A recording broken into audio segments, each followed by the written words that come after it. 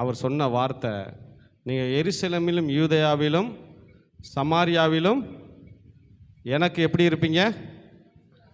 சாட்சிகளாக இருப்பீங்க. அப்போ சாட்சி எங்கேருந்து தொடங்கணும் அப்படின்னு கேட்டிங்கன்னா, நான் இப்போ மற்றவங்கள சொல்லலை, நீட் எக்ஸாமுக்கு கண்டிப்பாக டீச்சர்கள் போய் ஆகணும், படிக்கிற பிள்ளை போகணும். அதை விட்டுட்டு மற்றவங்கள சொல்கிறேன். எருசலேமிலும் யூதேயாவிலும் சமாரியாவிலும் எனக்கு சாட்சிகளாக இருப்பீங்க சொன்னால், அந்த சாட்சி எங்கேருந்து தொடங்கணும்னு கேட்டிங்கன்னா, ஞாயிற்றுக்கிழமை ஒரு கிறிஸ்தவ வீடு என்ன செஞ்சிடும்? காலையில் மிச்சத்தை நீங்கள் தான் சொல்லணும். பூட்டு போட்டு என்ன பண்ணணும்? பூட்டி இருக்கணும். ஞாயிற்றுக்கிழமை அங்கே போகாத, அவங்க எங்கே தான் போயிருப்பாங்க? சர்ச்சுக்கு போயிருப்பாங்க. அந்த சாட்சி வரணும். முதல் சாட்சி அதாங்க. அங்கேருந்து தாங்க தன்னுடைய ஒரு கிறிஸ்தவ ஒரு தேவனுடைய பிள்ளை அங்கேருந்து தன்னுடைய சாட்சியை தொடங்கணும். இன்றைக்கும் எங்கள் சொந்தங்கள் இன்றைக்கி இங்கே வந்தால் சொன்னாங்க, ஞாயிற்றுக்கிழமை மட்டும் போயிடக்கூடாதுப்பா. எப்போ? நான் இப்போ இருந்து இல்லைங்க, நான் ரட்சிக்கப்பட்ட நாட்களில் இருந்து இந்த சாட்சி நான் பெற்றிருக்கிறேன். அவன் வீட்டுக்கு மட்டும் போயிடுவாங்க ஞாயிற்றுக்கிழமை, நம்மளை வீட்டில் வச்சுட்டு அவன் என்ன பண்ணிடுவான்? சர்ச்சுக்கு போயிடுவான். ஒரு நாள் எங்கள் மாமாங்க முடியாதோட காய்ச்சலோடு வந்தார். சனிக்கிழமை நைட்டு பார்த்தா விடிய காய்ச்ச. அவர் நினச்சாரு, அவர் தான் என்னை தூக்கி எல்லாம் வளர்த்தவர். அவர் நினச்சாரு நம்ம அக்கா அம்மாயன் நம்ம கூட தான் இருப்பான்னு நினச்சாரு. ஆனால் நாங்கள் காலைல எழுந்திரிச்சு அவருக்கு ஒரு மாத்திரையை கொடுத்துட்டு தண்ணியை கொடுத்து சுடு தண்ணியை வச்சுட்டு நாங்கள் போயிட்டோம். அவர் என்னம்மா சொன்னாராம், எங்கள் அம்மா பக்கத்தில், நான் தூக்கி வளர்த்த அவன் ஒரு காய்ச்சனா கூட என்ன பண்ணிக்க மாட்டேங்கிறான், இருந்து என்னை பார்க்க மாட்டேங்கிறான், எனக்கு என்னன்னாலும் இப்படி தான் போவானான்னு சொல்லி இனிமேல் வீட்டு பக்கமே வரமாட்டேன்னு போயிட்டாருங்க. நடந்தது முல்லை நகரில் நடந்த சம்பவம். அப்படியே போயிட்டார் பாருங்க. ஆண்டவர் நான் என்ன செஞ்சேன்னா, மாமாவா ஆண்டவரான்னு பார்த்தப்ப எனக்கு யார் தான் பெருசாக தெரிஞ்சா? ஆண்டவர் தான் பெருசாக தெரிஞ்சார். மாமா கொஞ்சம் சின்னதாக தான் தெரிஞ்சார். ஏன்னா எனக்காக ஜீவனை, இவர் என்னை தூக்கி வளர்த்துருக்கலாம், ஆனால் இவர் எனக்காக என்ன பண்ணார்? ஜீவனவே கொடுத்தாருல. அப்போ எது பெருசு? அதை பார்த்தா இவர் தான் பெருசாக தெரிஞ்சார். அப்போ பார்த்தேன், நான் போயிட்டேன். ஏன்னா இவருக்காண்டி இன்னைக்கு இருக்க ஆரம்பித்தோம்னா இவர் போய் என்ன சொல்லுவார்? எனக்காண்டி ஞாயிற்றுக்கிழமை என்ன பண்ணிட்டேன்? இருந்துட்டான். மற்றவங்ககிட்ட சொல்லையில் அதை தான் பாருங்க, அந்த சாட்சி தான் வாங்கக்கூடாது. ஞாயிற்றுக்கிழமை ஆனால் அவன் என்ன எக்கடு கேட்டாலும் எங்கே தான் இருப்பான்? அந்த சாட்சி தாங்க வாங்கணும். அதை தான் சொன்னார் ஆண்டவர், எருசலேமும் யூதாவிலும் எனக்கு சாட்சிகளாக இருப்பீர்கள். சாட்சி எங்கேருந்து தொடங்கணும் தெரியுமா? உங்கள் சாட்சி ஞாயிற்றுக்கிழமையிலேருந்து தொடங்கணும். அல்லேலூயா, அல்லேலூயா, அல்லேலூயா, அல்லேலூயா. நீங்கள் மற்ற மக்கள்லாம் பாருங்களேன், அவன் படுற பிரயாசம்லாம் நான் பார்த்து மிரண்டு போயிருக்கேன். காலையில் டம்மு எந்திரிக்கிறாங்க, 3 மணிக்கு எந்திரிக்கிறாங்க, அதை செய்கிறாங்க, இதை செய்கிறாங்க, இதை போடுறாங்க, கட்டுறான்னு வண்டியை கட்டிட்டு எங்கெங்கேருந்து வராங்க. இங்கே பார்த்துறீங்களா? எங்கெங்கே இருந்தோ எத்தனை ஊர், காலையில் மத்தியானம் வர பல ஊர்கள்லேருந்து வர்றாங்க. இவங்களுக்கு என்னங்க இதாக தராங்க, அவங்களுக்கு மரியாதையே கிடைக்காது. ஓரத்தில் போய் உட்காந்து சமைச்சு சாப்பிடுவாங்க. பூரா அவங்க போட்டு கை காசை போட்டு எல்லாம் செய்வாங்க. அந்த வெயிலில் பாருங்கள், அவ்வளவே எனக்கு ரொம்ப அவங்கள பிடிச்சிருக்கும். ஏன்னு கேளுங்களேன், அவங்க தேடுறாங்க பார்த்தீங்களா கடவுளை. அந்த கடவுளை தேடுறதுல எவ்வளோ வைராக்கியமாக இருக்காங்க பார்த்தீங்களா, அது பாருங்க. ஆனால் நம்ம ஜீவனுள்ள தேவனை எப்படி தேடணும்? வைராக்கியமாக தேடணும். சனிக்கிழமை எப்படா விடியுது, எப்படா ஆலயத்துக்கு போவோம். தாவீது சொல்றாரு, கர்த்தருடைய ஆலயத்துக்கு போவோம் வாருங்கள் என்று சொன்னபோது எனக்கு எப்படி இருந்துச்சு? மகிழ்ச்சியா இருந்தது. அவர் எழுதுறாரு, அந்த ஓடி ஒளிஞ்சு சவுலுக்கு பயந்துட்டு ஓடி ஒளிஞ்சு எழுதுறாரு. நான் 42 சங்கீதத்தில் நீங்கள் படிக்க வேணாம் சொல்கிறேன், 42, 43 அது அவர் அந்த இதை நினச்சி எழுதுறாரு. இன்னைக்கு நான் எருசலேமில் இருந்தால் பண்டிகை ஆசரிக்கிற ஜனங்களோடு ஆடி பாடுவேனே, எனக்கு அந்த நிலைமை இல்லாமல் போச்சுன்னு புலம்பி அந்த 42, 43 அந்த புலம்பி தான் அந்த சங்கீதத்தை எழுதுறாரு. ஏன்னா எருசலேமில் கிடையாது, அவர் ஆலயத்துக்கு போக முடியலை, அந்த வேதனையில் எழுதுறாரு. ஆகவே கர்த்தர் உங்களை ஆசீர்வதிப்பார். ஆகவே ஞாயிற்றுக்கிழமை நீங்கள் கண்டிப்பாக தேவனுடைய வராதவங்ககிட்ட போய் சொல்லுங்கள், கண்டிப்பாக வாங்கன்னு சொல்லுங்கள். அவங்களுக்கு சொல்லுங்கள், நான் வரலாட்டினா ஆராதனை நடக்காதான்னு சொல்லாதீங்க. நீ வரலைன்னா தான் ஆண்டவர் உன் மேலே எப்படி இருக்கிறாரு? உன் மேலே பிரியமாக இருக்கிறாருப்பா. நீ வரலைன்னா அவர் ரொம்ப அப்பாவை மகிழ்விக்கிறது ஒரே ஒரு காரியம்தான், ஆராதனை வேலையில் அவரை பாடணும், ஆடணும். அரசியல்வாதிகளுக்கு இன்றைக்கி ஓட்டு கேட்க வரையில் வரிசையாக 200 கொடுத்து நிப்பாட்டிட்டாங்க. அவன் வரப்போகிறான், ஆராய்ச்சி எடுக்கணும், வாழ்க வாழ்க சொல்லணும். ஆனால் நம்ம ஆண்டவர் அப்படி கிடையாது. உள்ளத்துலேருந்து தானாக வரணும். ஆராதனையும் துதியும் அவரை பாடுறப்ப நம்மளுக்கு அவ்வளோ ஒரு மகிழ்ச்சியாக இருக்கும். கர்த்தர் உங்களை ஆசீர்வதிப்பாராக. இன்றைக்கி எனக்கு ரொம்ப ஒரு சாட்சி, தொட்ட சாட்சி அடிக்கடி நான் சொல்லியிருக்கிறேன். ஒருத்தர் ரொம்ப ஆண்டவரை விரும்புகிறவர், திடீர்னு அவருக்கு ஒரு பலவீனம், அது நிமித்தம் அவருக்கு என்ன வியாதின்னு தெரியல வந்துருச்சு. ஆஸ்பத்திரியில் போய் ஒரு வாரமாக கிட்டத்தட்ட அவருக்கு எந்திரிக்க முடியாத ஒரு நிலையில் திடீர்னு கண்ணை விழித்து பார்த்தாராம். விழித்து பார்த்தா இப்படி பார்த்தா அவர் குளுக்கோஸ் ஏறிக்கிருந்துச்சு. அவருக்கு குளுக்கோஸ் ஏறிக்கிறிக்கல பார்த்தா பக்கத்தில் பூரா பெட்டில் படுத்திருந்தாங்களாம். அப்போ கேட்டாரா, நான் எப்போ வந்தேன், எத்தனை நாள் ஆச்சுன்னு கேட்டாரா. நீங்கள் வந்து ஒரு 4 நாள் ஆச்சு, பக்கத்தில் பிள்ளைகளாம் சொன்னாங்க 4 நாள் ஆச்சு, இப்போ தான் உங்களுக்கு கொஞ்சம் நல்லா வந்திருக்குறேன்னு, இப்போ தான் உங்களுக்கு உடம்பு தேருதுன்னு. இன்றைக்கி என்ன கிழமைன்னு கேட்டாராம். இன்றைக்கி ஞாயிற்றுக்கிழமை நான் ஆலயத்துக்குள்ளே போவேன். இல்லை, இப்போதைக்கு நீங்கள் ஆலயத்துக்கு போக முடியாது, நீங்கள் இங்கேருந்து கூட ஜெபம் பண்ணிக்கன்னு சொல்லலை. இவங்க இடையில எஸ் ஆனாங்க தெரியுமா, அந்த நேரம் இவர் எஸ் ஆகிட்டார். குளுக்கோஸை அந்த இதை பிடுங்கிட்டு இவர் எஸ் ஆகி பார்த்தா ஆலயத்தில் வந்து உட்காந்தாராம். அப்போ சொன்னாங்களாம், உனக்கெல்லாம் அறிவு இருக்கா, இப்போ தான் கொஞ்சம் தேறிக்கிட்டு இருக்கு, இப்போ போய் வந்து உட்காந்துருக்குற. அப்படி சொன்னப்போ அவர் சொன்னாரா, டே என் காலங்கள் யாரோடைய கரத்தில் இருக்குது, அவருடைய கரத்தில் இருக்கிறதா. எனக்கு ட்ரிப்பு ஏற்றி அதை ஏற்றி தான் நான் பிழைக்கணும், எனக்கு அப்படி இல்லைடா. ஆண்டவர் நினச்சா உயிரை எடுக்கிறதும் அவர் கையில் தான்டா இருக்கு. ஒவ்வொரு மனிதனுடைய நாசி சுவாசத்தை யார் வச்சிருக்கிறா, அவர் கையில் வச்சிருக்கிறாரு. அவர் பார்த்து தான்டா. நீ போய் ஆஸ்பத்திரியில் போய் செஞ்சவனே எனக்கு உயிர் வந்துருச்சு நினைக்காதடா. நான் நிற்பது நிர்மூலம் ஆகாமல் இருப்பதும் அவருடைய கிருபை. நாங்கள் ஒரு 2 நாளைக்கு முன்னாடியே இதுக்கு போயிருந்தோம், சிறுவர் பயிற்சி முகாமுக்கு. அங்கே ஒரு வயசானவர் பேசினார். என்ன பேசுனான்னு கேட்டிங்கன்னா, உங்கள்கிட்ட எதுவுமே இல்லைன்னு நினைக்கிறீங்களா, உங்கள்கிட்ட எதுவுமே தேவையில்லை, உங்கள்கிட்ட ஒன்று இருக்கணும். என்ன இருக்கணும், அவருடைய கிருபை இருந்தால் போதும்.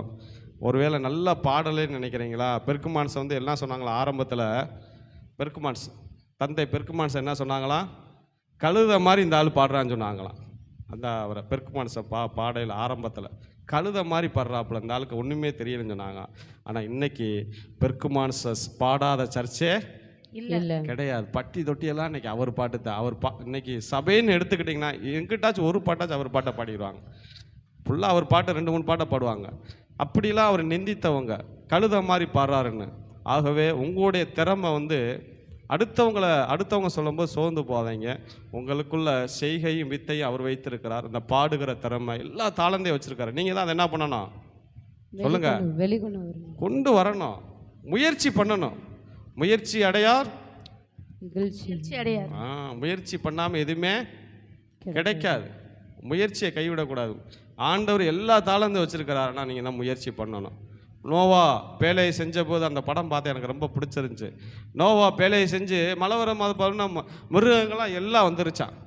சிங்கம், புலி, யானை எல்லாம் காட்டுக்குள்ளே அந்த பூரா வந்து எனக்கு ஒரு ஆரம்ப நாட்களில் ஒரு யோசனை இருந்துச்சு.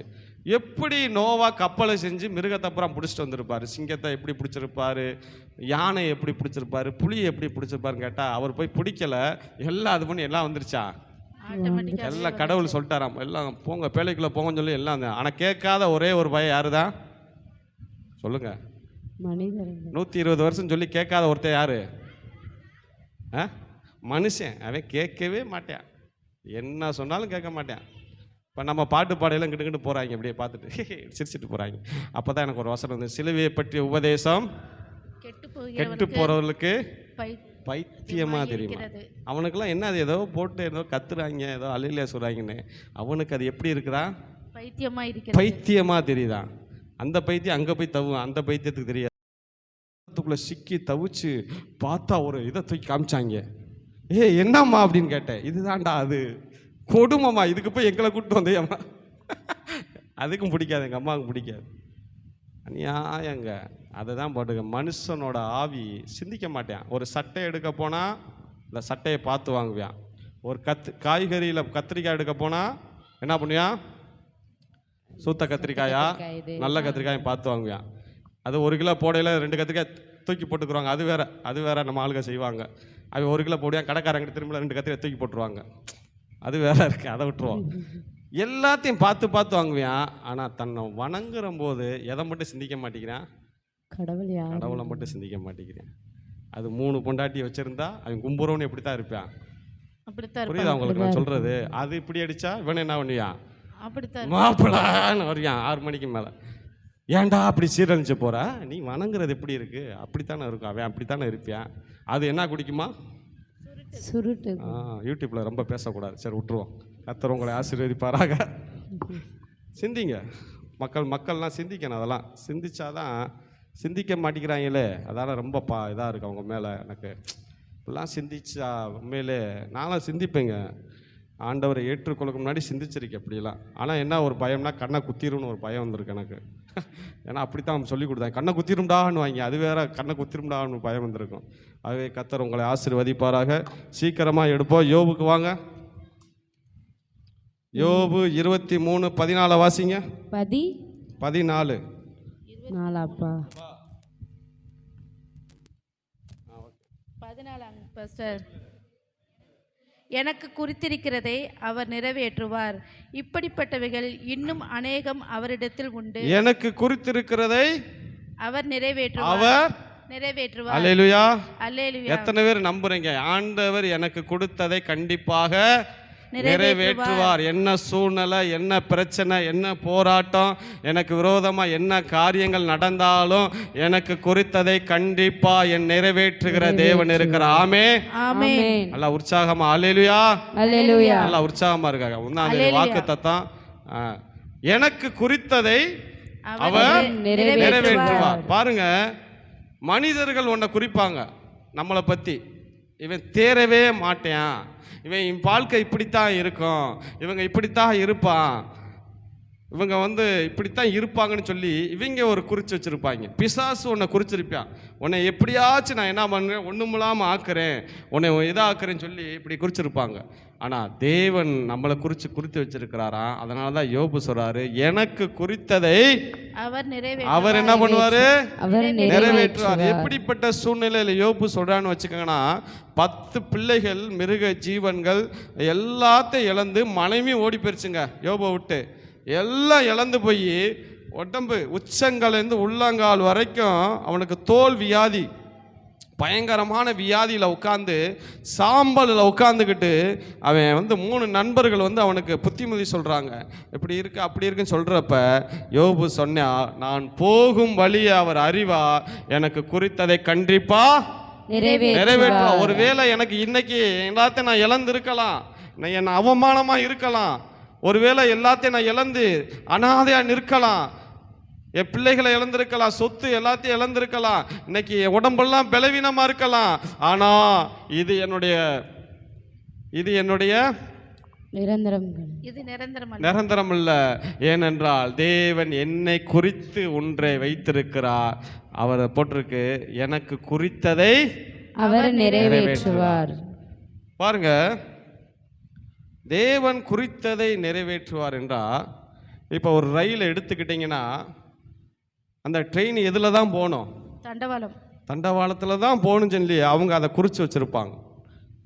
இப்படி ஒவ்வொன்றுக்கும் ஒரு பிளேன்னா அது ஆகாயத்தில் பறக்கணும் குறித்து வச்சுருக்கிறாங்க. இப்படி ஒவ்வொன்றுக்கும் ஒவ்வொரு குறித்து வச்சுருக்கிறாங்க. செய்கிறப்ப ஒரு வீடை எடுத்துக்கிட்டிங்கன்னா அதை இன்ஜினியர் பிளான் போட்டு தருவார், இப்படி குறித்து வச்சு இது மாதிரி வீடு கட்டுன்னு சொல்லி அந்த குறித்து அதை வரைபடமாக அவங்க வீடு கட்டுவாங்க. இப்படி ஆண்டவர் உங்களையும் என்னையும் குறித்து ஒரு குறித்து வச்சிருக்கிறாரா, நீ இப்படி தாண்டா வரணும், நீ இப்படி தான் ஆசீர்வாதம் இருக்க போற, நீ இப்படி தான் இருக்க போன. ஆனால் சில நேரம் நம்ம அதை விட்டு விலகும் போது, நல்லா கவனிங்க, அதை விட்டு விலகும் போது அது நம்மளுக்கு என்ன பண்ணாது, அவரே குறித்து வச்சிருந்தாலும் நம்மளுக்கு என்ன பண்ணாது, நிறைவேறாது. ட்ரெயின் எப்போ பார்த்தாலும் இந்த தண்டவாளத்தில் தானே போய்கிட்டு இருக்கோம், கொஞ்சம் அப்படின்னு விலகி தரையில் போனால் என்ன ஆகும், கீழே எல்லாம் கவுந்துரும். அது தண்டவாளத்தில் தான் போகணும். இப்படி ஒவ்வொன்றுக்கும் ஒரு காரியம் இருக்குங்க. அதே மாதிரி நம்ம எதை, ஆண்டவர் என்னை குறித்து என்ன குறித்து வச்சிருக்கிறாரு. இயேசு கிறிஸ்து முதல்ல ஞானஸ்தானம் எடுத்து ஒரு தேவாலயத்துக்குள்ளே போகும்போது அவர் ஒரு புஸ்தகத்தை வாசிக்கிறார். அப்போது இருதயம் நறுங்குண்டவர்களை குணமாக்கவும், பிணிகாலிகளை சுகமாக்கவும், தரித்திரத்துக்கு சுவிசேஷத்தருக்கும் கர்த்தர் என்னை குறித்து இந்த பகுதியில் எழுதி வைத்துக்கன்னா அவர் குறித்து வச்சிருந்த எடுத்து படித்தார். அதே மாதிரி உங்களை என்னையும் குறித்து ஆண்டவர் ஒரு குறிப்பு வச்சிருப்பார், ஒரு குறித்து வச்சிருக்கிறார். அதை அறியணும்னா நம்ம என்ன பண்ணணும்? ஜெபம் பண்ணணும். ஆண்டவர் என்னையை குறித்து என்ன வச்சிருக்கிறீங்க, என்னையை குறித்து நீங்கள் என்ன பண்ண போகிறீங்க, நான் உன் சித்தத்துக்கு வரேன்னு சொல்லி நம்ம ஒப்பு கொடுக்கணும். ஆனால் நம்ம மனது மாமிசம் செய்ய ஆண்டவர் குறித்து வச்சிருந்தாலும் அது என்ன பண்ணாது, நம்மளுக்கு நிறைவேறாது. இப்போ வேகமாக நான் சில பகுதிகளை உங்களுக்கு காட்ட போகிறேன். இப்போ எடுத்தவங்க வாசிங்க, எபிரேயர் 6:15 வாசிங்க. 6:15 சுவிசேஷத்திற்குரிய ஆயத்தம் என்னும் எபிரேயர் 6:15. நீ எபேசியர் வாசிக்கிறப்பா. காத்திருந்து வாக்குத்தத்தம் பண்ணப்பட்டதை பெற்றான். யார் பெற்றா? யாருங்க பெற்றா? மேல படிங்க. எபிரேயரா? நல்லா படிங்க, வசனத்தை படிங்க. ஆபிரகாம் என்ன பண்ணானா? வாக்குத்தத்தம் பண்ணதை பற்றி.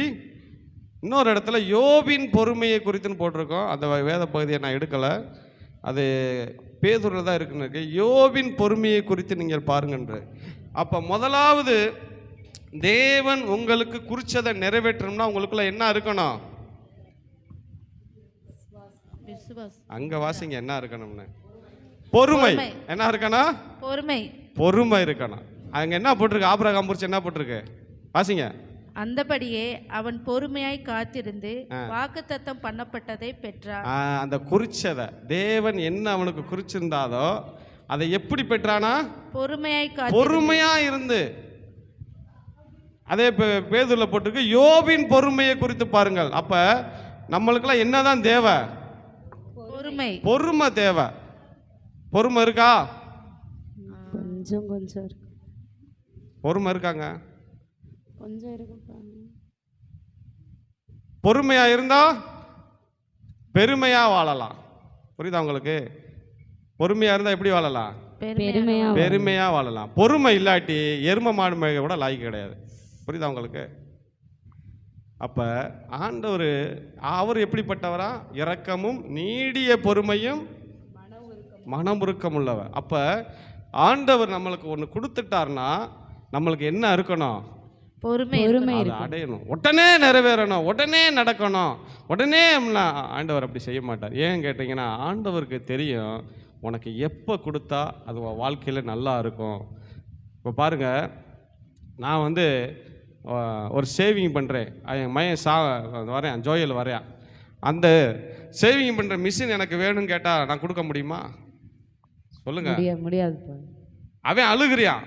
இப்படித்தான் நிறைய விசுவாசிகள் அழுவாங்க. எங்களுக்கு இப்பயே நடக்கணும், நான் கொடுத்தா என்ன ஆகும்? அவனுக்கு கையை கீச்சிக்கிறேன், கையில் அடிப்பட்டு. அவனுக்கு எப்போ கொடுக்கணும்னு உங்களுக்கு தெரியும், எனக்கு தெரியும். எப்போ கொடுக்கணும்? அவனுக்குன்னு ஒரு வயசு அந்த பக்குவத்துக்கு வந்தால் தான் கொடுக்க முடியும். அதை விட்டுவிட்டு அவன் கேட்குறான், அழுகிறியான், முரண்டு பிடிக்கிறான்னு சொல்லி நான் கொடுத்துட்டேன்னா அது அவனுக்கு தான் பாதிப்பு தவிர. அதைத்தான் ஆண்டவர் சொல்றாரு, அதன் காலத்தில் தேவன் எப்படி செய்வார்? நேர்த்தியாக செய்வார். ஆனால் நம்ம ஆளுக அதை விட மாட்டாங்க. இல்லை, நாங்கள் போட்டு உபவாச ஜெபம் போட்டு அதை அப்படியே நாங்கள் என்ன பண்ண போகிறோம், அப்படியே போராடி செபிச்சு பெற்றுக்கொள்ள போகிறோன்னு சொல்லி. அருமையானவர்களை, நான் தாமரைப்பட்டியில் இருந்தபோது ஒரு சபை நடத்துறதுக்கு ஒரு இடத்துக்காண்டி ஒரு வீடு, அந்த வீடை கொடுத்துட்டாங்க எனக்கு. கொடுத்து நடத்த சொல்லிட்டாங்க.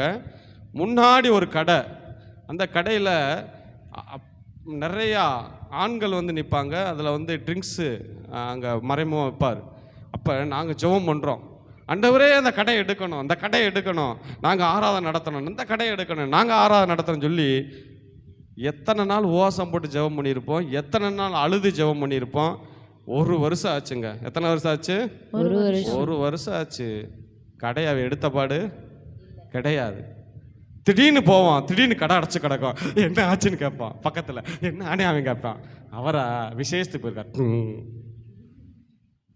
ஆண்டவர் நம்ம ஜெபத்தை கேட்டு பதில் கொடுத்து ஏதோ அவனுக்கு முடியாமல் போச்சு, ஆஸ்பத்திரியில் கிடைப்பான்னு நினச்சா அவன் பார்த்தா ஜெபம் பண்ண சூப்பராக ஆகிக்கிட்டு இருக்கான். அவன் என்னடா இது, நம்ம ஜெபம் பண்ணுற நடக்கிறது வேற ஒன்றா இருக்கே அப்படின்னு சொல்லி ரொம்ப ஜெபம் பண்ணி கடைசியில் பாஸ்டிங் போட்டு ஜெபம் பண்ணா, அது போட்டு ஜெபம் பண்ணா. ஆனால் தேவன் எங்களுக்கு அதை குறிக்கலைங்க. அவர் வேறு இடத்த குறித்து வச்சுருந்தாரு.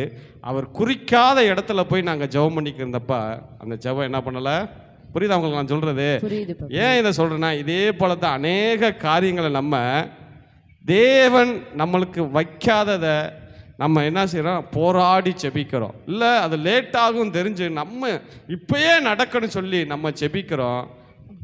வேதத்தில் ஆகாயில் வசனம் எடுக்க வேணாம், ஆபோக்கில் போட்டிருக்கு 2:3 குறித்த காலத்திற்கு தீர்க்க தரிசனம் வைக்கப்பட்டிருக்கிறது, அது தாமதிக்காது, ஆனால் என்ன பண்ணுது? வரும். காத்தீரு. புரியுதா உங்களுக்கு? ஆபோக்கு எடுங்களேன், வசனத்தை எடுங்களேன். 1084 2 வசனம். தரிசனம் இன்னும் வைக்கப்பட்டிருக்கிறது, குறித்த காலத்திற்கு தரிசனம் வைக்கப்பட்டிருக்கிறது, முடிவிலே அது விளங்கும். முடிவிலே விளங்கும். அது பொய் சொல்லாது, அது பொய் சொல்லாது. அது தாமதித்தாலும் அதற்கு காத்திரு. தாமதித்தாலும் அதற்கு என்ன பண்ணிரு? காத்திரு. பார்த்தீங்களா? அழகா ஆபோக்குங்க எழுதுறாரு. எப்பா உனக்கு குறிச்ச காலத்தில் ஆண்டவர் உன்னை கொண்டு செய்கிற காரியங்களாம் கண்டிப்பாக என்ன பண்ணுவார்? சரண்யா என்னப்பா? கிட்டுவா விளையாடக்கூடாது கூட. என்ன வச்சிருக்கிறாரு? இங்க பாருங்க, தரிசனம் வச்சிருக்கிறாரு. அது என்ன பண்ணும்? வாசிங்க சிஸ்டர். அது தாமதித்தாலும் அதற்கு காத்திரு. முதல்ல இருந்து வாசிங்க. குறித்த காலத்துக்கு தரிசனம் இன்னும் வைக்கப்பட்டிருக்கிறது, முடிவிலே அது விளங்கும். அது உனக்கு கண்டிப்பா நடக்கும். அது பொய் சொல்லாது. அது என்ன பண்ணாது? உனக்கு ஆண்டவர் என்ன குறிச்சு வச்சிருக்காரோ அது என்ன பண்ணாது? பொய் சொல்லாது. அது தாமதித்தாலும் அது தாமதிக்கும். ஆனா நீ என்ன பண்ணிருக்கணும்? காத்திருக்கணும். எப்படி காத்திருக்கணும்? நம்ம பாயிண்ட்டுக்கு வந்துருங்க. எப்படி காத்திருக்கணும்? முதல் சொன்ன பாயிண்ட் பொறுமையோடு நீ காத்திருக்கிறதுனால என்னது? பொறுமை தான் வேணும். ஆனால் நம்ம ஆளுகளுக்கு என்ன இல்லை? பொறுமை கிடையாது. ரேஷன் கடைக்கு போனால் என்ன பண்ணணும்? வரிசையில் நிற்பாங்க, நல்லா நின்றுக்கிட்டு இருப்பாங்க. ஊடால யாரோ இடம் போட்டு வச்சுருப்பாங்களா, 2 பொம்பளையால் உள்ளே போகிறோம்னா நம்ம ஆளுக்கு வரும் கோவம். காலையிலேருந்து நாங்கள் நின்றுக்கிட்டு இருக்கோம், ஊடால வந்து நின்றுக்கிட்டு இருக்கேன். அவங்க காலையில் இங்கனக்குள்ளே இடம் போட்டு போனாங்க. ரேஷன் கடை நடக்கிற சண்டையை பார்த்துருக்கீங்களா? அவ்வளோ சண்டை நடக்கும் ரேஷன் கடையில். பொறுமை எல்லாத்துலேயும் பாருங்கள். இன்னைக்கு பொறுமை இல்லாதபடி ஜனங்கள் இருக்கிறாங்க. வந்து நின்னோடனே என்ன வந்துடணும்? பஸ்ஸு வந்துடணும், ஆட்டோ வந்துடணும். 5 நிமிஷம் கூட நிற்க முடியாது. இப்போலாம் பொறுமை இன்னைக்கு இல்லாமல் ஓடிக்கிட்டு இருக்கிறனால தான், இந்த பொறுமை இல்லாதனால தான் என்ன வருது மனிதனுக்கு? ப்ரெஷரு, டென்ஷனு எல்லாம் வருது. சுகர் வரும், தங்கச்சி வரும், அதுக்கப்புறம் அக்கா ப்ரெஷர் வந்துடும், அதுக்கப்புறம் நாத்தனா மாமியா எல்லாம் உள்ளே வந்துடும். ஒன்று வரும், தங்கச்சி வந்தோடனே சுகர் வரும். தங்கச்சி பாப்பா எங்கள் அக்கா இல்லாமல் நான் இருக்க முடியாது, ப்ரெஷர் ஓடியான்னு சொல்லி அக்காவை இழுத்துக்கிறோம்.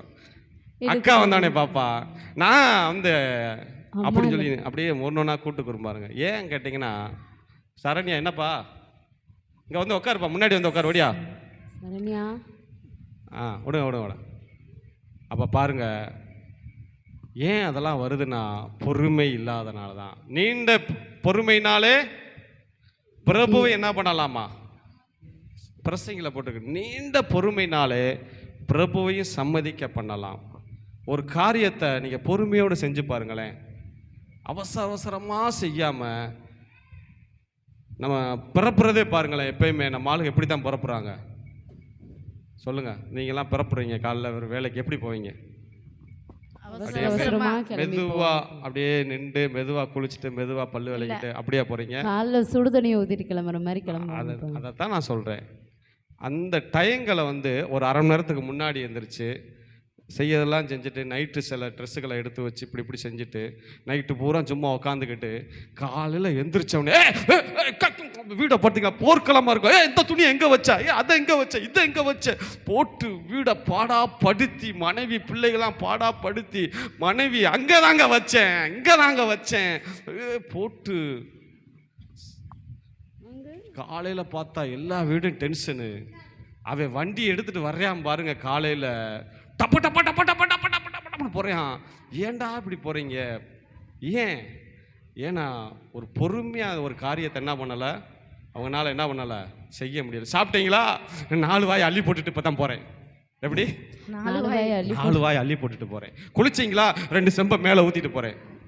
வாயில் வரேன், நல்லா குளிச்சேனே வராது, நல்லா சாப்பிட்டேன்னு வராது. மணி ஆயிடுச்சு, 4 வாய் என்ன பண்ணணும்? அள்ளி போடணும். அள்ளி போட்டுட்டு வரேன், 2 செம்பை மேலே ஊற்றிட்டு வரேன். பல்லெல்லாம் அப்படி சக்க சக்க சக்க சக்க சக்க சக்க அவ்வளோதான் முடிஞ்சு. அப்புறம் கொஞ்ச நாள் கழித்து பல்லு வலி, அந்த வலி. ஏன் கேட்டிங்கன்னா பொறுமைன்றது இல்லாதனால தான் இன்றைக்கி மனுகுலம் எப்படி போயிருக்கு. எல்லா ஃபாட்ஸு எல்லாம் அவசரம் அவசரம் அவசரம் ஓடுறது. கல்யாண வீட்டுக்கு போய் சாப்பாடு உட்காந்து அங்கே வந்து பின்னாடி நின்றுக்கிறாங்க. முதல்ல அந்த மாதிரிலாம் பழக்கமே கிடையாது. இப்போ வந்து நின்றுக்கிறாங்க இப்படியே. ரசம் அப்படின்னு இப்படி பார்க்குறாப்புல இருக்கு.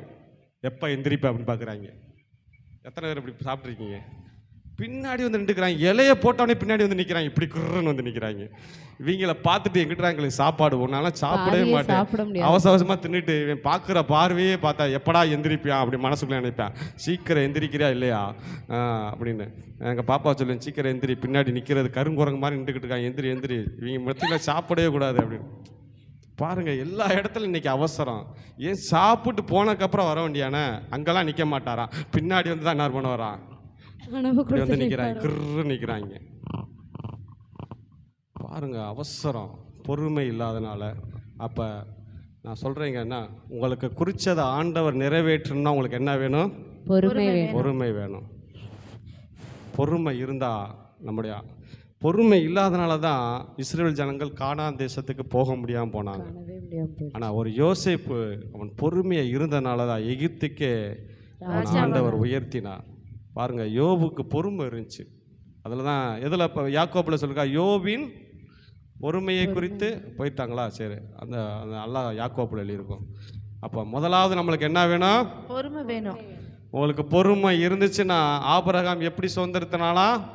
தன்னுடைய பொறுமையினாலே வாக்கு தத்தத்தை சுதந்திரித்தானா. அப்போ நம்மளுக்கு முதலாவது என்ன வேணும்? பொறுமை வேணும். பொறுமை வேணும். என்ன வேணும்? பொறுமை. பொறுமை. பொறுமை இருந்தா தேவன் உங்களுக்கு குறித்ததை கண்டிப்பா என்ன பண்ணுவாரு? நிறைவேற்றுகிற தேவனா இருக்கிறார். ரெண்டாவது நம்மளுக்கு என்ன வேணும் பார்க்க போறோம். ரெண்டாவது வாக்குத்தத்தம் உங்களுக்கு குறிச்சதை நிறைவேற்றணும்னா உங்களுக்குள்ள யோபுக்குள்ள என்ன இருந்துச்சு? நான் வசனத்தை காட்ட நேரம்ல வேகமா போறேன். யோபு சொல்றான், அவர் சோதித்த பிறகு நான் எப்படி விளங்குவேன்? பொன்னாய் விளங்குவேன். அப்ப விசுவாசம் இருந்துச்சு யோபுக்குள்ள. அவர் கொன்று போட்டாலும் நான் அவர் மேல எப்படி இருப்பேன்? பற்றுதலா இருப்பேன், நம்பிக்கையா இருப்பேன் அப்படின்னு அந்த விசுவாசம் யோபுக்குள்ள இருந்துச்சு. என் அந்நிய கண்கள் அல்ல, என் சொந்த கண்களை அவர் காணும் விசுவாச வார்த்தைகளை பேசினேன். ரெண்டாவது வாக்குத்தத்த உங்களுக்கு குறிச்சதை நிறைவேற்றணும்னா உங்களுக்கு என்ன வரணும்? பொறுமை. பொறுமை. ரெண்டாவது விசுவாசம் உங்களுக்குள்ள வரணும். அந்த விசுவாசம் உங்களுக்குள்ள வந்துட்டாலே, இப்போ பாருங்க, ஒரு விசுவாசத்தை ஒரு எப்படி தேவன் குறிச்சதை ஆபிரகாமும் சாராலும் பெற்றாங்க. ஒரு சில வேத வசனங்கள் மூலம் நான் முடிக்க விரும்புகிறேன். முதலாவது பார்த்தீங்கன்னா, ஆண்டவர் ஆபிரகாம் அழைக்கிறார். அழைக்கிறப்ப இந்த ஆபிரகாம் என்ன செய்கிறான்னு கேட்டிங்கன்னா, இவன் பொம்மை செஞ்சு அது என்ன பட்டணம் டக்குன்னு பார மாட்டேங்குது. அவன் என்ன பட்டணத்தில் இருந்தியா? மெசோபோனியா பட்டணத்தில் இருக்கிறான். அந்த பட்டணத்தில் பொம்மை செஞ்சு விற்றுக்கிட்டு இருக்கான். என்ன பொம்மைன்னு கேட்டிங்கன்னா, விக்கிரக பொம்மைகளை செஞ்சு அவங்க அப்பா செஞ்சு கொடுப்பாரு. அதை போய் ஊர் ஊராக விற்றுட்டு வருவான். இப்போ இப்படி விற்றுட்டு வரையில் இவனுக்கு ஒரு யோசனை வந்துச்சு. நம்ம தான் இதை என்ன பண்ணுறோம்? மண்ணை போட்டு பிசைஞ்சு காலில் போட்டு நம்ம மிதிக்கிறோம். நம்ம தான் அதை என்ன பண்ணுறோம்? செய்கிறோம். அது அப்புறம் எப்படி இது நம்மளை காப்பாற்றுன்னு இவனுக்குள்ளே ஆபிரகாமும் இப்படி ஒரு கேள்வி எழும்புச்சு. ஆனால் அவங்க தகப்பை ரொம்ப பக்தி வைராக்கியமாக இருந்தான் அந்த பொம்மை செஞ்சு அந்த தொழிலில். இப்போ ஒரு நாள் என்ன பண்ணிட்டானா ஆபிரகாமு, ஒரு ரூமில் பெரிய பொம்மை சின்ன பொம்மை இப்படிலாம் இருந்துச்சு. ஒரு கம்பு எடுத்து 2 பொம்மையை உடச்சிப்பிட்டான். அதை தான் அவங்க என்ன கும்பிடுவாங்கன்னா சாமின்னு கும்பிடுவாங்க. உடச்சிப்பிட்டான். உடச்சி ஒரு 4 10 உடச்சி இப்போ ஆபிரகாம் உடச்சிட்டான். இப்போ அவங்க அப்பா வரார். வந்தவொடனே, டே என்னடா இது அப்புறம் உடச்சிருக்கு எப்படா அப்படின்னு கேட்டப்ப ஆபிரகாம் சொல்கிறாரு, அப்பா நான் அந்த ரூமுக்குள்ளே வச்சுருந்தேன். இப்போ இந்த பெரிய தெய்வம் இருக்குல்லப்பா, இந்த சின்ன தெய்வம், இந்த 2 தெய்வத்துக்குள்ளே சண்டை வந்துருச்சுப்பா. இந்த சின்ன தெய்வம் பெரிய தெய்வத்தை அடிச்சிருச்சுப்பா. இந்த இது கம்பெடுத்து அடிச்சு உடச்சி பிடிச்சிப்பான்னு ஆபிரகாம் ஒரு கதை சொன்னார். அவங்க அப்பா பார்த்தா, டே மகனே, யாருக்குடா காது ஊத்துற? இது இவர் அடிச்சிச்சு, இது இவர் அடிச்சிச்சா? ஏண்டா நம்ம தான் இதை மண்ணு போட்டு செஞ்சு விற்கிறோம், அது பேசாதுன்னு. அப்போ தான் ஆபிரகாம், ஏப்பா ஒத்துக்கிறீல, அப்புறம் எப்படி இதை உன்னை காப்பாற்றுன்னு நம்புறேன்னு சொன்னோடனே இப்படி தான் ஆபிரகாம் கடவுளை அறிஞ்சு கொண்டோடனே இப்போ ஆபிரகாம் அவனை அழைக்கிறார். பாப்பா, உனக்கு ஒரு சந்ததியை தரேன், உனக்கு ஒரு தேசத்தை தரேன், உன்னை குழந்தை இல்லாமல் இருக்குன்னு சொல்லி 2 பேர்த்தையும் அழைக்கிறார். அழைச்சவொடனே இப்போ 2 பேர்த்துக்கு என்ன இல்லை, ஆபிரகாமும் சாராளுக்கும் குழந்தை இல்ல. குழந்தை கிடையாது. முதல்ல சொல்லுவாங்க, என்ன சொல்லுவாங்க, முதல்ல எப்படி சொல்லுவாங்க, குழந்தை பெறதுக்கு என்ன சொல்லுவாங்க, 16 பெற்று பெருவாழ்வு வாழ்க. கல்யாணம் முடிஞ்சோடனே வயசானவங்க இருப்பாங்க, காலில் விழுந்தோடனே 16 பெற்று பெருவாழ் வாழுன்னு சொல்லுவாங்க. நம்ம ஆளுங்க அந்த காலத்தில் என்ன பண்ணிட்டாங்க, பெரியவங்க சொன்னதை ஃபாலோ பண்றாங்க. நிறைவேற்றன்னு சொல்லி 16 பிள்ளைகளை பன்னிக்குட்டி மாதிரி பெத்து விட்டுறது. ஆனால் அது கிடையாது. 16 பெற்று பெறுவான்னா 16 செல்வங்கள். ஆசீர்வாதங்கள். வாய்ப்பாடுகள் இங்கே போய் படித்து பாருங்க.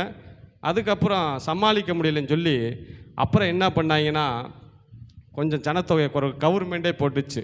என்ன போட்டாங்க, நாம் இருவர் நமக்கு இருவர். அப்படியா போட்டாங்க?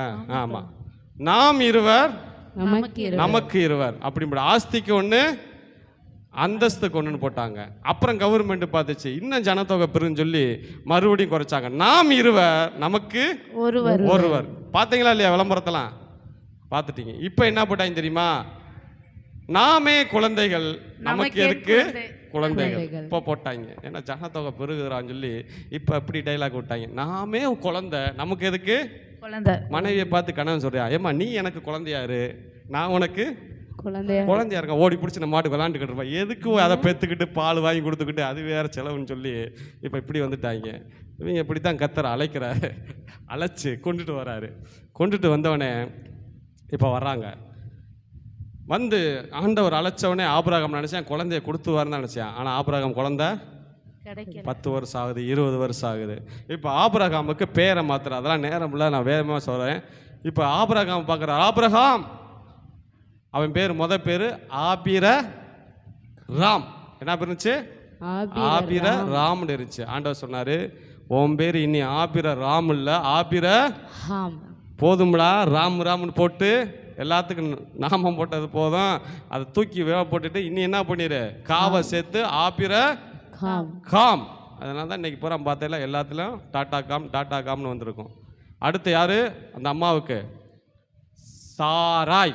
என்ன பேர், ஸ்டைலாக வச்சிருந்துச்சு, சாராய்னு வச்சிருச்சு. இந்த ஐஸ்வர்ய ராய்னு வைக்கிறாங்களா அந்த மாதிரி இந்த அம்மா சாராய். இங்கே வாரு, ஸ்டைலாலாம் பேர் வைக்கக்கூடாது. உன் பேர் நீ சாராய் கிடையாது, என்ன பேர், சாராள் அப்படின்னு பேர் வச்சு. ஆபிரகாம்னா அநேக ஜாதிகளுக்கு தகப்பன், சாராள்னா அநேக ஜாதிகளுக்கு தாய். இப்போ குழந்தை இல்லை, ஊர்லாம் சொல்லுது இவருக்கு எல்லாம் இருக்குது, சொத்து சோதருக்கு குழந்தை இல்லைன்னு. இப்போ பேரை மாற்றி இப்போ கூப்பிட வைக்கிறாரு. இப்போ இங்கேருந்து ஐயா கூப்பிட்றாரு, சாரான்னு கூப்பிட்றாரு. கூப்பிட்டா என்னங்க அர்த்தம், இங்கே பாருங்கப்பா, எப்பா இங்கே பாருங்கப்பா, சாரா அப்படின்னு கூப்பிட்டா என்ன அர்த்தம், என்ன இப்போ தான் சொன்னேன் அதுக்குள்ள மறந்துட்டீங்க. அநேக ஜாதிகளுக்கு. ஆனால் சுற்றி சூழ்நிலை சொல்லுது குழந்தை இல்லை உனக்கு வயசாயிருச்சுன்னு. ஆனால் இங்கேருந்து கூப்பிட்றாரு, சாரான்னு கூப்பிட்றாரு. உடனே அங்கே இருந்த அம்மா ஆபிரகாம்னு கூப்பிடுது. அப்படின்னா என்ன அர்த்தம், என்ன எல்லாருக்கும் தாயும் மைக்கை போட்டுட்டு ஓடி போயிடலாம்னு இருக்கு. சொல்லி கொடுத்தா சொல்ல மாட்டேங்கிறீங்களா. அநேக ஜாதிகளுக்கு தாயும் தகப்பன்னு சொல்லி 2 பேரும் கூப்பிடுறாங்க. சுற்றி இருக்கிறலாம் பார்க்குறியா, வீடு போனது, சுடுகாடு வாவானது. இந்த வயசான காலத்தில் உங்களுக்கு குழந்தை பிறக்கணும்னு நம்புறீங்களே, கூடுமா அப்படின்னு சொன்னே. ஆபிரகாம் பரர், கூடுமே, எல்லாம் கூடுமே, அவராலே எல்லாம் கூடும் சொல்லி இப்போ ஆயிடுச்சுங்க. ஆனால் குழந்தை பிறக்கலை. ஏன் குழந்தை பிறக்கலை, ஆண்டவருடைய மிஸ்டேக்கா, ஆபிரகாம் சாராவுடைய மிஸ்டேக்கா? விசுவாசம் சொல்லுங்க, நீங்க யாராவது தெரிஞ்சா சொல்லுங்க, சும்மா தெரிஞ்சு சொல்லுங்க. ஏன் இவங்களுக்கு குழந்தை பிறங்க தாமதம் ஆகி கொண்டிருந்தது? ஆபிரகாம் சாராவுடைய மிஸ்டேக்கா இல்ல ஆண்டவருடைய மிஸ்டேக்கா? சொல்லுங்க. முதலாவது ஆபிரகாமோடைய மிஸ்டேக்கை, சாராளுடைய மிஸ்டேக்கை பார்க்க போறோம். இவங்க நம்ப கிடையாது, 2 பேருமே நம்பலை. நீங்கள் விசுவாசி தகப்பன் ஆபிரகாமை நீங்கள் நினைக்கிறீங்க, ஆனாலும் ஆபிரகாம் நம்பலை, சாராலும் நம்பலை. எடுத்து அவங்க வாசிங்க. முதல்ல சாராளை பார்க்க போகிறோம். அப்படியே ஆதி ஆமா வாங்க, ஆதி ஆமா ஆதியாகமம் வாங்க. 18. அவனை நோக்கி, உன் மனைவி சாராள் எங்கே என்றார்கள். அதோ கூடாரத்தில் இருக்கிறாள் என்றார். வாசிங்க வாசிங்க, 10 வாசிங்க. அப்பொழுது அவர், ஒரு உற்பவ காலகட்டத்தில் நிச்சயமாய் உன்னிடத்திற்கு திரும்ப வருவேன். அப்பொழுது உன் மனைவியாகிய சாராளுக்கு ஒரு குமாரன் இருப்பான் என்றார். சாராள் அவருக்கு பின்புறமாய் கூடார வாசலில் நின்று இதை கேட்டுக்கொண்டிருந்தாள். ஆபிரகாமும் சாராளும் வயது சென்ற முதிர் வயதுள்ளவர்களாய் இருந்தார்கள். சாராள் நகைத்தால் எங்க வருது? சாராள் 15 சாராள் பயந்து, நான் நகைக்கவில்லை என்று மறுத்தாள். அதற்கு அவர், இல்லை, நீ நகைத்தாய். கூடார வாசல்ல நின்று நகைச்சான்னு வருமே, நீ மாறிட்டீங்களா வசனம்? இல்லையே பாஸ்டர், அதான் பாஸ்டர். அப்புறம் தான் பாப்பறேன் நாங்க 12 அதான் 10 அத தொடர்ந்து ஆகையால் சாராள் தன் உள்ளத்திலே ஒரு ஆள் வாசிங்கப்பா. வாசிங்க, ஒரு ஆள் வாசிங்க. ஆகையால் சாராள் தன் உள்ளத்திலே நகைத்து, நான் கிழவியும் என் ஆண்டவன் முதிர்ந்த வயதுள்ளவருமான பின்பு எனக்கு இன்பம் உண்டாயிருக்குமோ என்றார். இப்ப பாருங்க, ஆண்டவர் குறிச்சதை சொல்றாருங்க. ஆபிரகாமே, உன் மனைவி சாராளுக்கு ஒரு பிள்ளை பெறுன்னு சொன்னானே, சாராள் என்ன பண்றாரா? சிரிக்க ஆரம்பிச்சிட்டா. நகைக்கிறா. அப்படி நகைக்கல, உள்ளுக்குள்ள என்ன பண்றா? சிரிக்க ஆரம்பிச்சிட்டா. எனக்கு போய் குழந்தை பிறக்குமா, நானே வயசாயிடுச்சு, இவருக்கு ஒரு வேலையே கிடையாது, எப்போ பார்த்தாலும் பெருக்குன்னு சொல்லிட்டு உள்ளத்தில் நகைச்சா. யாரு பார்த்துட்டா? உள்ளத்தின் யோசனைகளை அறிகிற தேவன். நம்ம பேசினாதான் தெரியும், ஆனால் ஆண்டவருக்கு உள்ளத்தில் நகைச்ச உடனே சொல்றாரு, உன் மனைவி நகைக்கிறான்னு சொன்னேன் சாராள். அவள் இல்லைன்றா, மறுபடியும் போய் சொல்றா. மறுபடியும் ஆண்டு சொன்ன நகைச்ச. ரிசல்ட் என்ன தெரியுமா? லாஸ்ட்ல கடைசி வசனம் சொல்றாரு பாருங்க. அவர் அழகா சொல்லிட்டு போறாரு, கடைசியில் சொல்லிட்டு போறாரு. 21 வாசிங்க. 17:21 சொல்லிட்டு போறாரு. 17:21 டக்குன்னு வாசிங்க. குறித்த காலத்திலே என்னதுங்க பாருங்க. என்ன வாசித்த வாக்கு தத்தம் என்னதுங்க? வாக்கு தத்தம் என்னது? குறித்த காலத்தில் சொல்லுங்க, வாக்கு தத்தத்தை சொல்லுங்க. எனக்கு அவர் குறித்ததை நிறைவேற்றுவார். இங்க பாருங்க, ஆண்டவர் சொல்றாரு, வருகிற வருஷத்திலே குறித்த காலத்திலே சாராள் உனக்கு பெறப்போகிற ஈசாக்கோடு நான் என் உடன்படிக்கையை ஏற்படுத்துவேன். குறிச்ச காலத்துல உனக்கு ஈசாக்க தந்து என் உடன்படிக்கை நிறைவேற்றுவேன். இது சாராளுடைய ரிப்போர்ட். சாராளுடைய ரிப்போர்ட் இதுதான். அப்ப சாராள் என்ன பண்ணல? நம்பல. குழந்தை கொடுப்பாருன்னு நம்பவே கிடையாது. சாராள் நம்ப கிடையாது. சரி, ஆபிரகாம் அவர் எப்படிப்பட்டார்னா, அவர் இளைச்சவரா? அவர் அதுக்கு மேல. வாசிங்க, அவரை வாசிப்போமா? ஆபிரகாம வாசிங்க. 17 தேவன் ஆபிரகாமை நோக்கி, உன் மனைவி சாராயை இனி சாராய் என்று அழையாதிருப்பாயாக. சாராள் என்பது அவளுக்கு பேராயிருக்கும். நான் அவளை ஆசீர்வதித்து அவளாலே உனக்கு ஒரு குமாரனை தருவேன். அவள் ஜாதிகளுக்கு தாயாகவும் அவளாலே ஜாதிகளின் ராஜாக்கள் உண்டாகவும் அவளை ஆசீர்வதிப்பேன் என்றார். அப்பொழுது ஆபிரகாம் முகங்குப்புற விழுந்து நகைத்து. எப்படியா? முகங்குப்புற விழுந்து. நேரா சிரிச்சா தெரிஞ்சிருன்னு சொல்லி எப்படி சிரிச்சாரா? முகங்குப்புற விழுந்து வணங்குற மாதிரி வணங்குறான். எப்படி? ஆண்டவரை ஏமாத்துறாரு ஆபிரகாம். வணங்கி சிரிக்கிறாங்க நகைத்து. ஏன்னா இப்படி பார்த்து ஆண்டவர் பேசிக்கிறீங்களா, இப்படி செஞ்சா நான் தெரிஞ்சிருன்னு சொல்லி அவரை வணங்குற மாதிரி வணங்கி நகைச்சிக்கிட்டு அடுத்து அவ என்ன சொல்றான்னு பாருங்க. அடுத்து என்ன சொல்றான்னு பாருங்க. இவர் சொல்றாரு, எப்பா உனக்கு ஒரு குமாரனை தருவேன் அப்படின்னு சொல்லி இவர் கொடுக்க. என்ன சொல்லியிருக்கணும்? அடுத்து என்ன சொல்றான்னு பாருங்களேன். ஆபிரகாம் 100 வயதானவனுக்கு பிள்ளை பிறக்குமோ, 90 வயதான சாரால் பிள்ளை பெறுவாளோ என்று தன் இருதயத்திலே சொல்லிக்கொண்டு, இஸ்மவேல் உனக்கு முன்பாக பிழைப்பான். அதெல்லாம் விடுங்க ஆண்டவரே, சும்மா குழந்தை பிறக்கணும். இப்ப இருக்கிற குழந்தைக்கு வழி சொல்லுங்க. இஸ்மவேல் உமக்கு முன்பாக பிழைப்பானாம். அப்படி பேச்ச மாத்திரியாம் பாருங்க. இந்த டைலாக நீங்க போய் வீட்டில் போய் படிச்சு பாருங்களேன். ஆனா கர்த்தர் அவர் சொன்னதுல அப்படி பேச்ச மாத்திரியாங்க. சில பேர் பேசையில நம்ம என்ன செய்வோம்னா, இந்த பேச்சு பிடிக்கலாட்டு என்ன பண்ணுவோம்? நான் சில பேர்த்த அப்படி மாற்றி கொண்டு போவேன். அவங்க அதை சொல்ல வருவாங்க, நான் உன்னை மாற்றி கொண்டு போய் அந்த ரோட்டுக்கு போயிடுவேன். ஆனால் கர்த்தரை கொண்டு போக முடியல வேணால. இவன் சொல்கிறான், உனக்கு குமாரனை தருவேன்பா, பிள்ளையை தருவேன்னு சொல்கிறான். இவன் என்ன சொல்கிறான்? இஸ்மவேல் எனக்கு முன்பாக பிழைப்பான். அதுக்கு அடுத்த ஆண்டவர் என்ன சொல்றாரு பாருங்க, சொல்லுங்க, வாசிங்க. இஸ்மவேல் உனக்கு முன்பாக பிழைப்பானாக என்று ஆபிரகாம் தேவனிடத்தில் விண்ணப்பம் பண்ணினான். அப்பொழுது தேவன், உன் மனைவியாகிய சாராள் நிச்சயமாய் உனக்கு ஒரு குமாரனை பெறுவார். இவர் எங்க தான் வராரு? அதே அவன் இஸ்மவேலை கேக்குறாங்க, இவர் என்னதான் வராரு?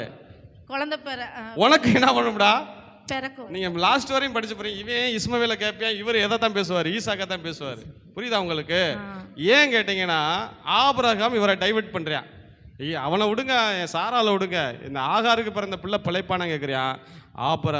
ஆபிரகாம் அவர் ஆண்டவர் வந்து ஈசாக்கை பற்றி பேசுகிறார். இப்போ 2 பேரும் சிரிச்சாங்க பார்த்தீங்களா? சாராலும் நகைச்சி அந்த வசனத்துக்கு மேலே படித்து பாருங்க. கடைசியில் அவர் எப்படி போவாருன்னு பாருங்க. அவனை விட்டுட்டு சொல்லாமல் கொள்ளாமல் போயிடுவார். ஆபிரகாம் விட்டுட்டு இருங்க, வசனம் எடுக்கிறேன், காட்டிடுறேன், வாசிக்கிறேன். 19 வாசிங்க. அப்போது தேவன் உன் மனைவியாக சாரா நிச்சயமாக அவனுக்கு குமாரனை பெறுவாள், அவனுக்கு ஈசாக்கு என்று பெருவிடா என்று உடன்படிக்கை அவனுக்கு எனக்கு பின் ஒரு சந்ததிக்கும் நித்திய உடன்படிக்கை ஸ்தாபிப்பேன் என்றார். பாருங்க, வருகிற வருஷத்தில் சாரா அவனுக்கு பெறப்போகிற ஈசாக்குடன் தேவன் ஆபணம் அவனை விட்டு எழுந்திரலாம் போயிட்டார். அதுக்கப்புறம் இவன்ட்டே இருந்தோம்னா இன்னும் என்ன தான் பேசுவான், இஸ்மவேலை பற்றியே பேசிக்கிருப்பான்னு சொல்லி அவர் சொன்னதை செஞ்சுட்டார். பாருங்க, இப்போ இந்த அம்மாவும் சிரிச்சிச்சு, ஆபிரகாமும் சிரிச்சான். பிறந்த பிள்ளைக்கு என்னதான் பேரு? ஈசாக்குனா நகைப்பு.